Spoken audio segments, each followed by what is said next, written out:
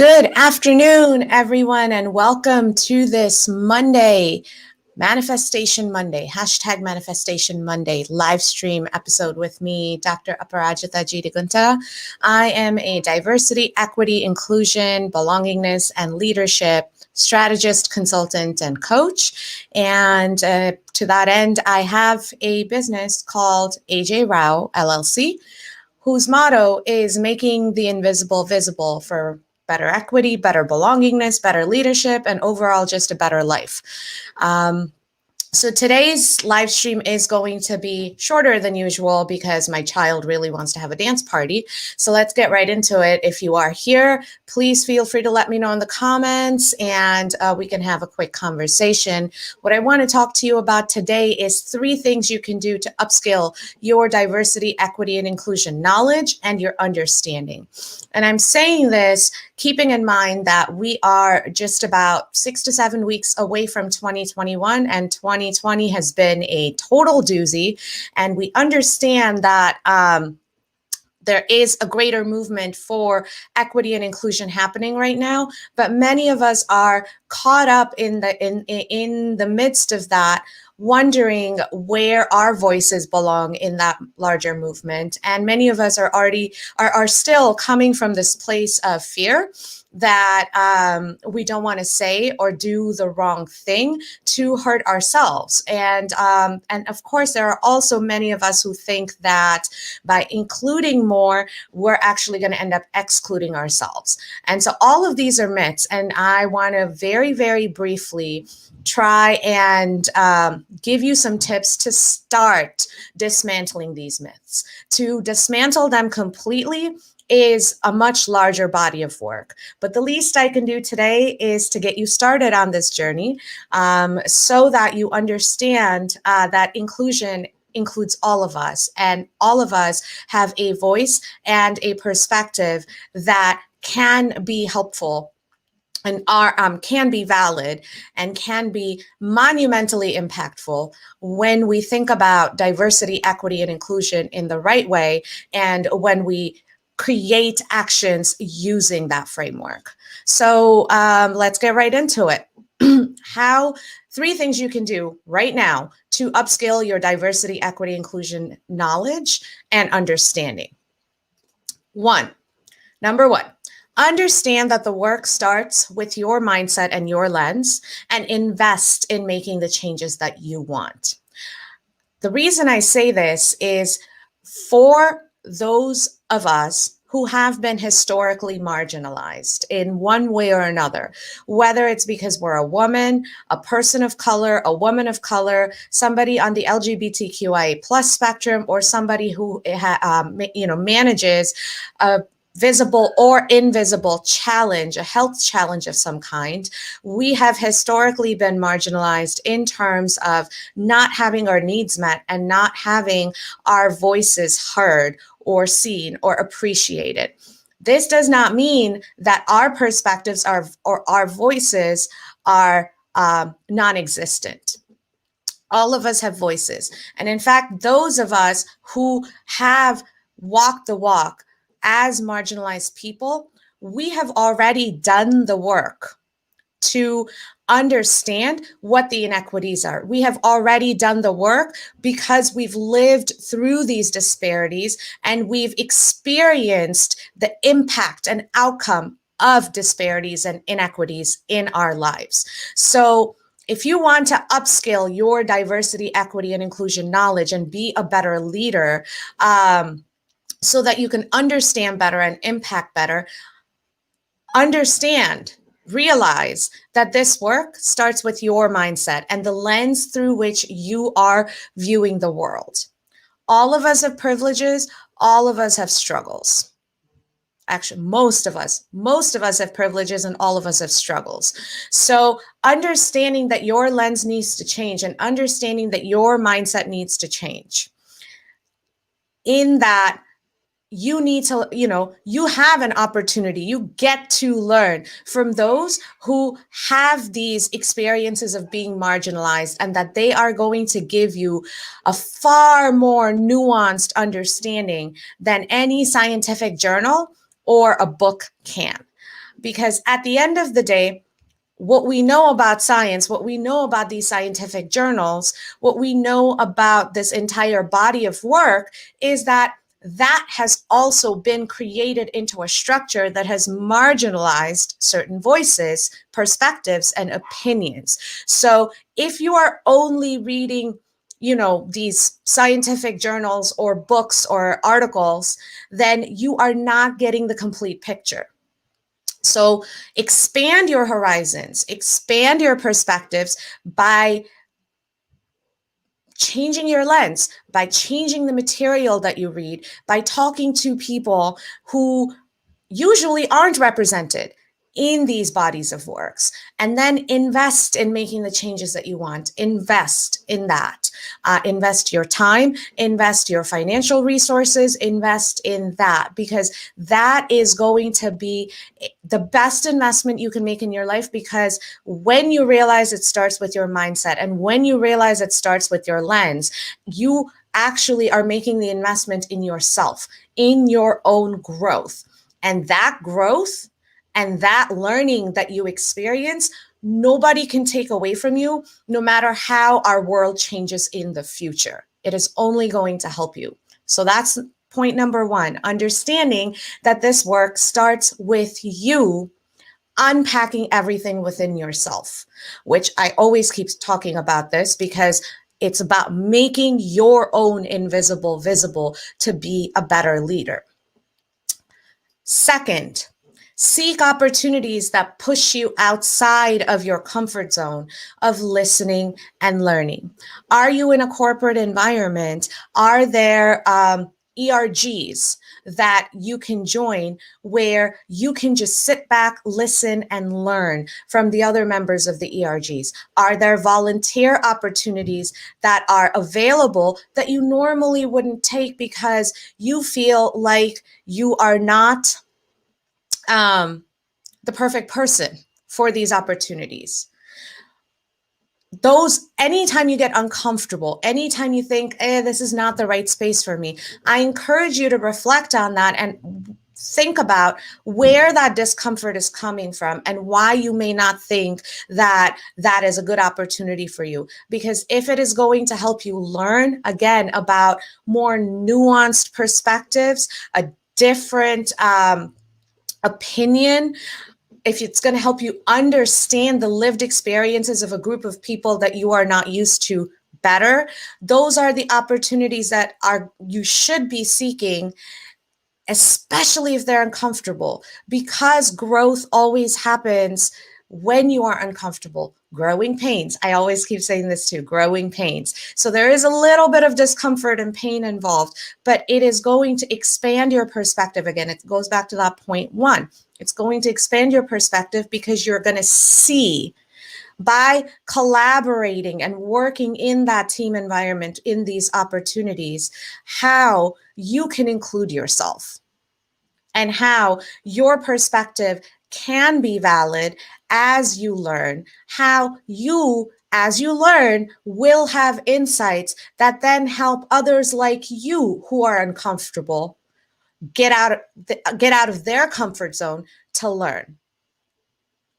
Oh, and one quick thing I do have to say, when you're doing all of this work, and this is really important, when you are doing all of this work, don't come at it from a point of, you thinking that you are some kind of a savior or some kind of a superhero or some kind of a person who is going to drastically improve somebody else's life or anything of that kind of dynamic, which is going to create a power struggle in your mind.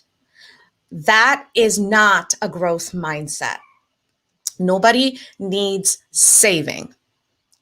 Your job there, your job in these spaces is to understand how you can contribute equitably within your constraints and within your parameters. You can't do that unless you learn about them, unless you test yourself. So don't come at it from a perspective of being a savior. Come at it from the perspective of, there is so much more that I need to learn about other human beings There is so much more relationship management that I need to learn. There is so much more leadership growth that I get to have. And everybody else is actually doing me by helping me learn. When you come at it from that perspective, your learning is going to increase, and you are going to realize that you are a valuable support, a valuable ally, a valuable advocate in those spaces, and that's how you get included. Finally, point number 3. Join ongoing conversations and movements that are run by marginalized people. Because, and this is something that I've seen, especially in the coaching and consulting space, and especially since 2020 happened. And I'm not saying this as a complaint. This is a real trend that's happening. That is a problematic trend.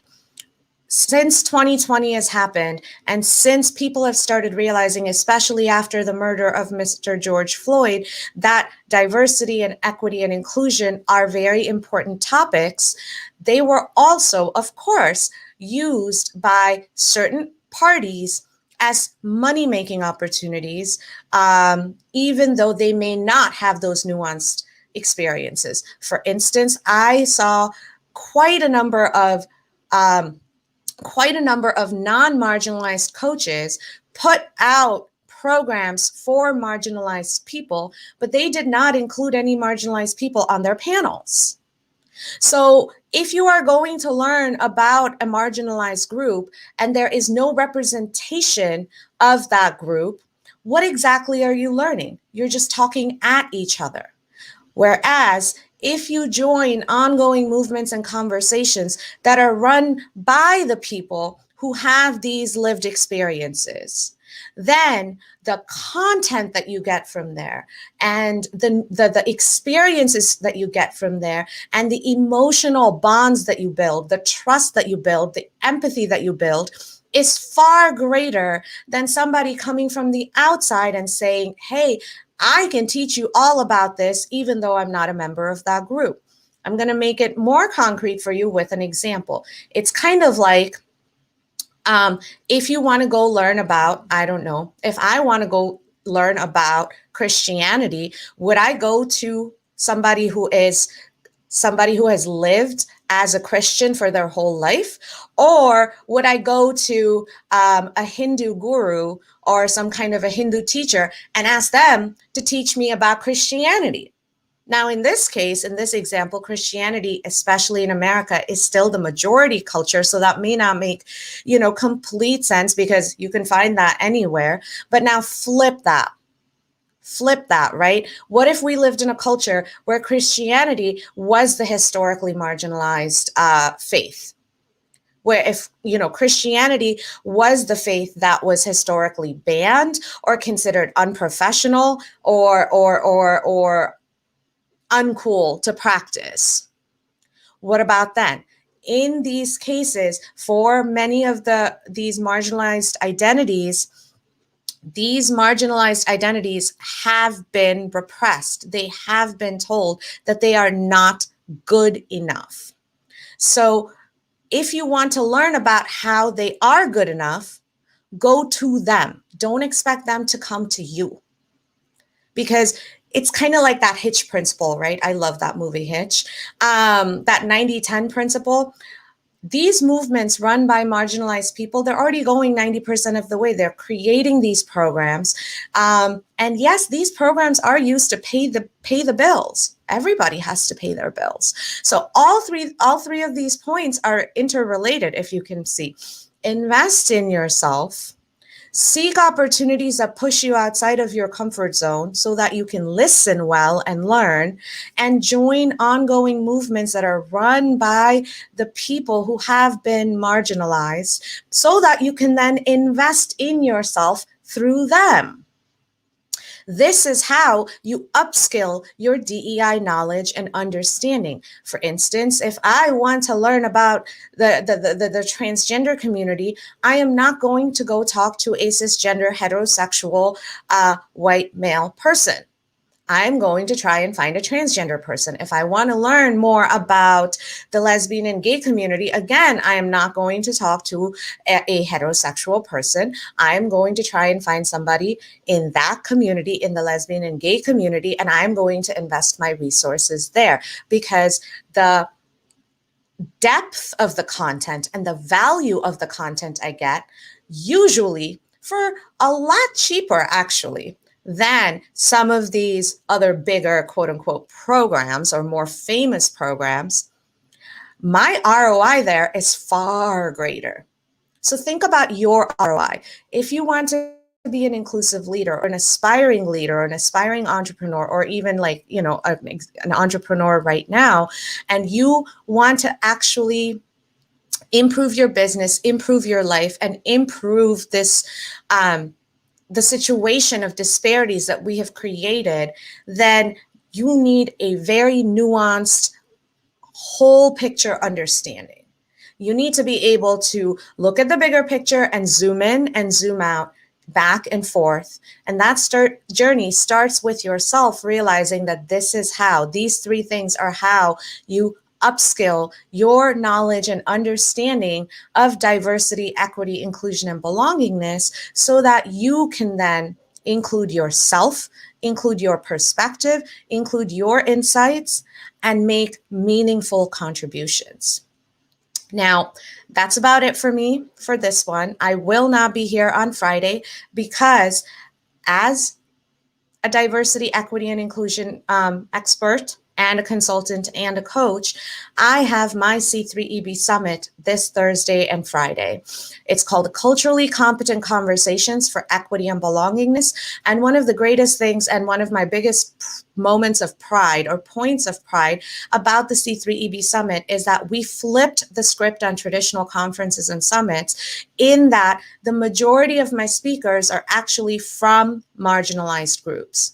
So here is an ongoing conversation and movement for you that you can join, where you can understand these nuances from people with the lived experiences as well as the professional experiences. So please, I invite you to join me this Thursday and Friday from 11 a.m. until 8 p.m., where we have 16 amazing speakers. And this week's theme is improving the accessibility of diversity, equity, and inclusion initiatives in our workforce pipelines. So this is directly relevant to any person in human resource management, to any person who is a current leader or decision maker, anybody who aspires to be a leader or decision maker, and as well as anybody who wants to invest in somebody who has been historically marginalized and who still continues to do this work. When you go to register, the registration link is ticking right on the bottom of this live stream. The registration is open. It's simply www.c3eb.com. When you click on the registration link, you will have access to access passes, various types of access passes. The all access pass actually gives you access to post live content to nearly 100 hours of educational and insightful diversity, equity, and inclusion content, so that you can learn at your own pace and you can upskill yourself so that you can leverage your knowledge and level up better in your environment and be a more impactful and inclusive leader, no matter what industry and no matter what track you want to look at. We have very intentionally made this summit to be as inclusive as possible and to be as impactful as possible. And of course, it is with your continued support that we can sustain to keep producing such high quality content for all of you, for all of us really, so that we can all learn and grow together. So please, I invite you to join us and I invite you to share the link. If you want to attend just the live streams, those are free.